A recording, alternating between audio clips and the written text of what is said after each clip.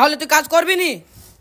শুনো আব্বা, তুমি যদি বুবুকে ডাক্তারি লাইনে পড়া না ছাড়াও তাহলে আমি কিন্তু বিদেশে বাড়ি যাব, তোমার সাথে একটা কাজ করব না।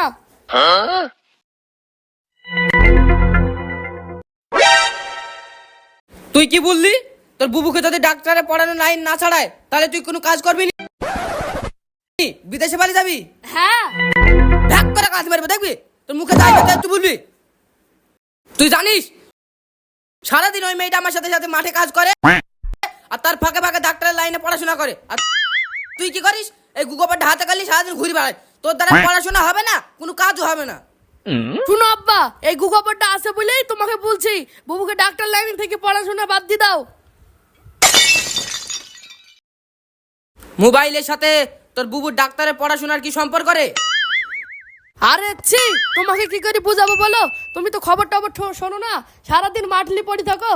চলো আমার সাথে, আমি তোমায় বুঝাছি, এসো আমার সাথে। এই তোর যা বুঝানোর কথা এখানে বুঝা, আমি তোর সাথে কাজ কামাই করে যেতে পারবো না। যা ভাই কি বোঝাবে, যা বোঝানোর এখানে বোঝা। দেখ বুবু, তোকে আমি যথেষ্ট সম্মান করি, আর তোর সম্মান রাখতে গেলে আমার তোর সামনে এই কথা বলা যাবে না। আব্বা যা তো কি বলবে দেখো গা। ঠিক আছে মা, তুই কাজ কর, তোর একটু পরে আবার কলেজ যাওয়ার টাইম হয়ে যাবে। চ, তুই কি বলবি চ।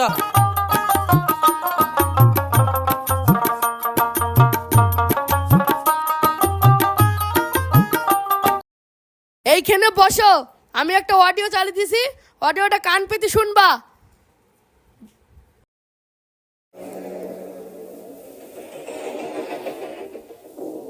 এরা ডাক্তার না জানোয়ার জানি না, আমি জানোয়ার বললেও জানোয়ারদের অপমান করা হয়। তো এবার এই হচ্ছে, প্লিজ আমি নাম করে ফেললাম সবকিছুই। কতজন আমি যে নামগুলো পাঠিয়েছি এই সব ডাক্তাররা, এরা সব জড়িত জানিস, কিন্তু কেউ কোনো প্রমাণ নেই। প্রমাণ লোপাটির জন্য সেদিনকে ওই ইন্টার্ন এবং ডাক্তাররা যে ওইখানের যে বাথরুমটাতে হাত পা ধুয়েছে, রক্ত ধুয়েছে, সেইটাকে তাড়াতাড়ি প্রমাণ লোপাটের জন্য ওই দেওয়ালকে ভেঙে দিয়ে তার মানে ওই বাথরুমের জায়গাটাকেই ভাঙতে হচ্ছে ওদের। ওখানে নাকি ওরা রুম বানাবে, কালকে দেখেছিস তোরা খবরে। আর বেশি বলতে পারছি না, মানে তোরা তো সবাই প্রোটেস্ট করিস, আমরা তো আমাদের দিক থেকে করছি, কিন্তু কিছুই হবে না। এই পুরা দেশে কিছুই হবার নেই, শুধু ভেতরে ভেতরে গুমড়ে গুমড়ে কষ্ট পাওয়া।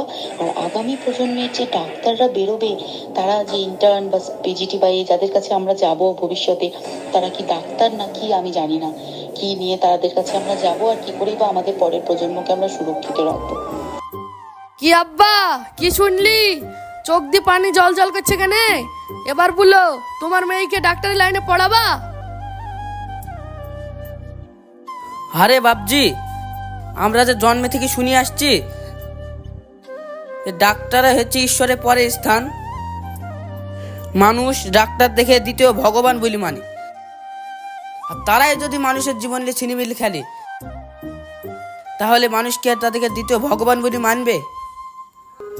একটা মেডিকেল কলেজের ছাত্রীকে এইভাবে নির্যাতনভাবে ধর্ষণ, ছি ছি ছি। এইরকম ঘটনা যদি প্রত্যেকটা মেডিকেল কলেজে ঘটে, তার বাপ মারা কি আর তাকে ডাক্তারি পড়াবে? আরে আব্বা, কমসে কম 7 থেকে 8 জনা ধর্ষণ করছে গো। ধর্ষণ করার পর তাকে নির্মম ভাবে 1 থেকে 150 জায়গায় ক্ষত বিক্ষত করে জানে মেরেছে। এবার বলো, মেয়েটা কি পরিস্থিতি জানটা গিয়েছে। বাপজি, আমি আর আমার মেয়েকে কোনোদিন ডাক্তারের লাইনে পড়াবো না। আমি এক্ষুনি যাব, দিয়ে আমার মেয়েটাকে বারণ করবো যে তোকে আর ডাক্তারি পড়তে হবে না। চ।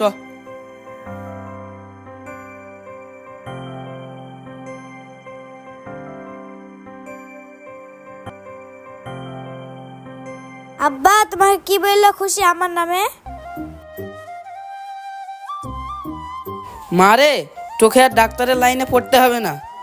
আব্বা এ কি বলছো তুমি? আমি ডাক্তার লাইনে পড়বো না দেখ মানে? মা, আমরা গরিব, আমাদের টাকা পয়সা নাই, কিন্তু আমাদের মান সম্মানটা আছে।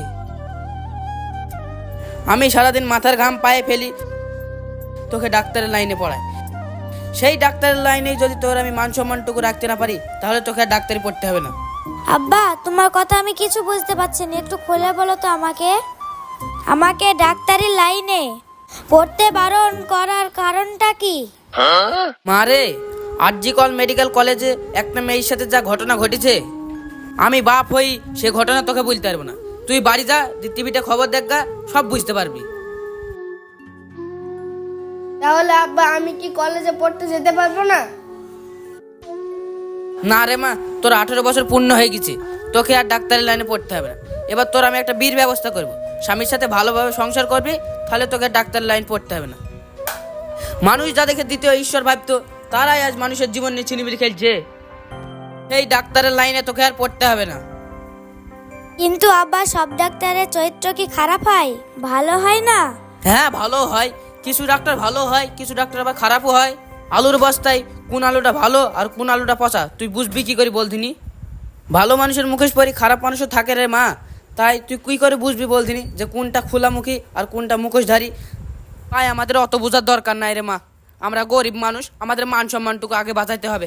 চ, তাই তোর আমি আগে বীর ব্যবস্থা করবো, চ বাড়ি চ, তোকে আর ডাক্তার লাইন পড়তে হবে না।